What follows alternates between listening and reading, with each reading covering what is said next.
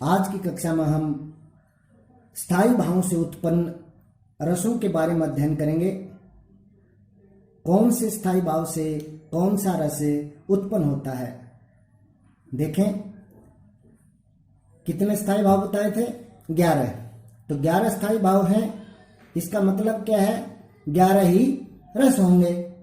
तो देखें, रति स्थायी भाव से श्रृंगार रस, उत्साह स्थायी भाव से वीर रस, शोक स्थायी भाव से करुण रस, हास स्थायी भाव से हास्य रस, क्रोध स्थायी भाव से रौद्र रस, भय स्थायी भाव से भयानक रस, विस्मय स्थायी भाव से अद्भुत रस, घृणा स्थायी भाव से विभत्स रस, निर्वेद स्थायी भाव से शांत रस, वत्सल स्थायी भाव से वात्सल्य रस, भगवत रति स्थायी भाव से भक्ति रस। ये 11 स्थायी भावों से 11 रस उत्पन्न होते हैं। इस कक्षा में 5 रसों पर विस्तार से चर्चा की जाएगी। तो समझें, सबसे पहला रस है श्रृंगार रस। परिभाषा समझें, जब मनुष्य के अंदर रति स्थायी भाव, श्रृंगार रस का स्थायी भाव क्या है, रति।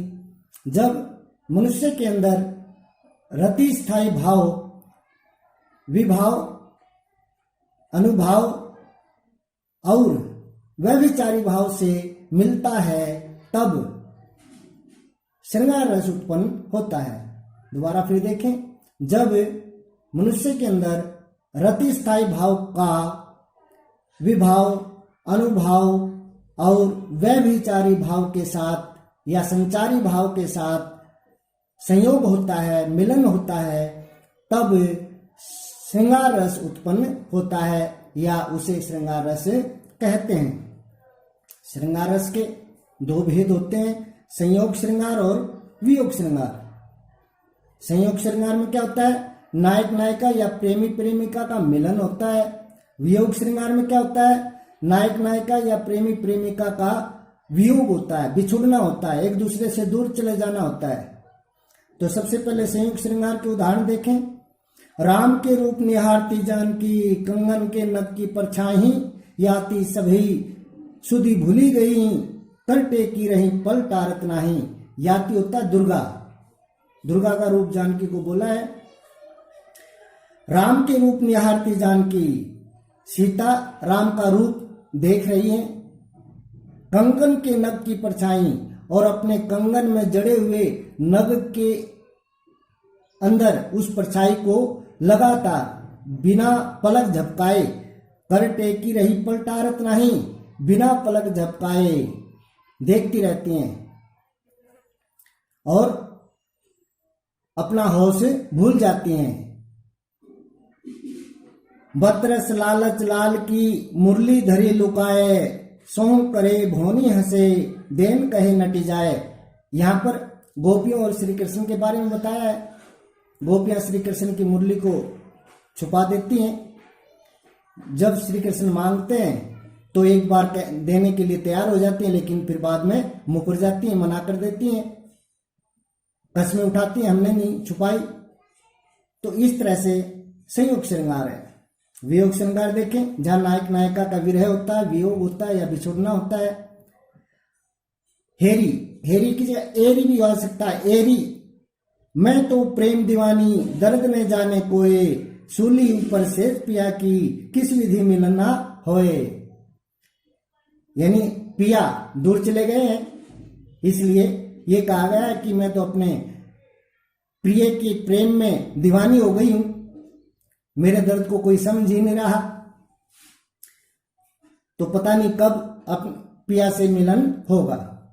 निस दिन बरसे में हमारे, सदा रहत पावस ऋतु, हम पर जब से श्याम सिधारे। जब से श्री कृष्ण यहां से गए हैं, तब से हमारी आंखों से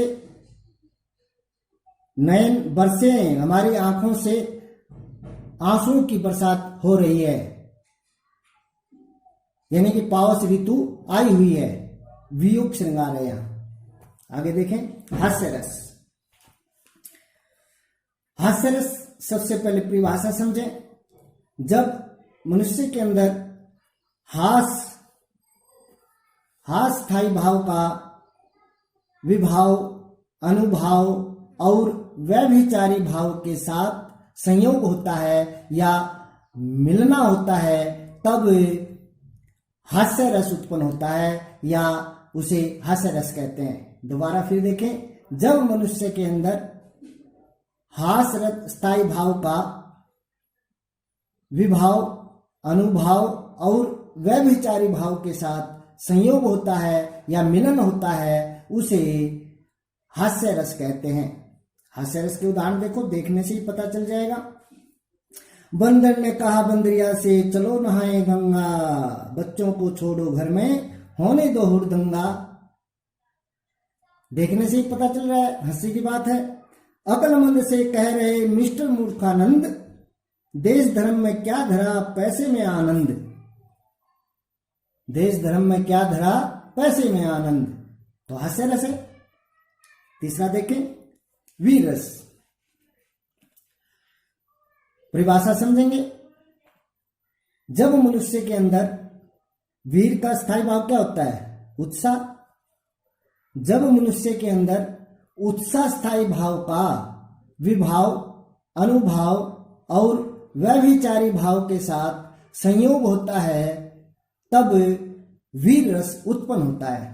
दोबारा फिर समझें, जब मनुष्य के अंदर उत्साह नामक स्थायी भाव का विभाव, अनुभाव और व्यभिचारी भाव के साथ संयोग होता है या मिलन होता है, उसे वीर रस कहते हैं।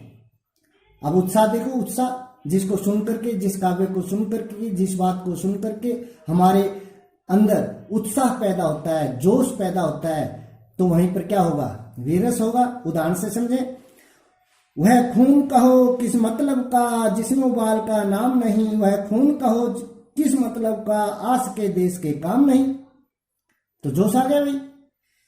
बूंदे ले हर बोलों के मुख से, हमने सुनी कहानी थी, खूब लड़ी मर्दानी, वह तो झांसी वाली रानी थी।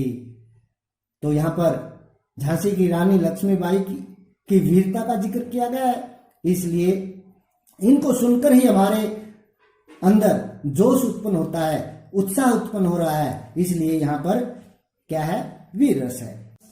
करुण रस। सबसे पहले परिभाषा समझेंगे। जब मनुष्य के अंदर शोक नामक स्थायी भाव का विभाव, अनुभाव और व्यभिचारी भाव के साथ या संचारी भाव के साथ मिलन होता है, उसे करुण रस कहते हैं। दोबारा फिर समझेंगे। जब मनुष्य के अंदर शोक नामक स्थायी भाव का विभाव, अनुभाव और व्यभिचारी भाव के साथ मिलन होता है, उसे करुण रस कहते हैं। उदाहरण समझें। पहला उदाहरण, हाय फूल सी कोमल बच्ची, हुई पड़ी थी राख की ढेरी। किसी बच्ची की मृत्यु हो गई होगी, तो उसको मरा हुआ देखा तो मन में दुख उत्पन्न हुआ और ये पंक्तियां निकली। अगला उदाहरण देखें। अभी तो मुकुट बंधा था माथ, हुए ही थे कल हल्दी के हाथ, हाय रुक गया यह संसार, बना सिंदूर अंगार। ये पंक्तियां उस समय की हैं जब झांसी की रानी लक्ष्मीबाई के पति की मृत्यु हो जाती है।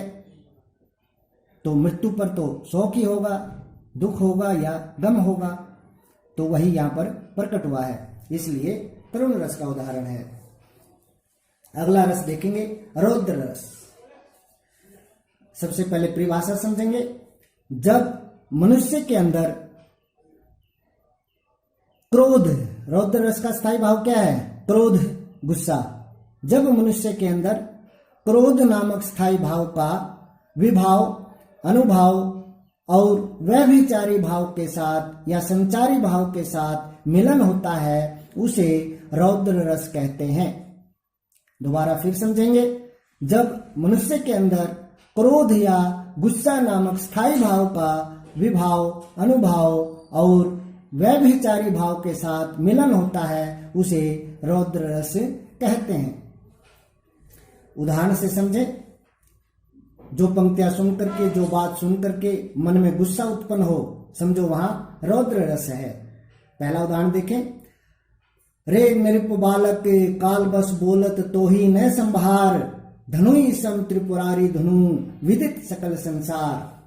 आपने राम लक्ष्मण परशुराम संवाद कविता की व्याख्या अच्छे से समझी होगी, तो ये पंक्तियां देखते ही आप समझ जाएंगे कि हाँ, यहाँ पर परशुराम जी लक्ष्मण पर गुस्सा कर रहे हैं, क्रोध कर रहे हैं, इसलिए यहाँ रौद्र रस है। दूसरा उदाहरण देखें, श्री कृष्ण के वचन सुन अर्जुन क्रोध से जलने लगे।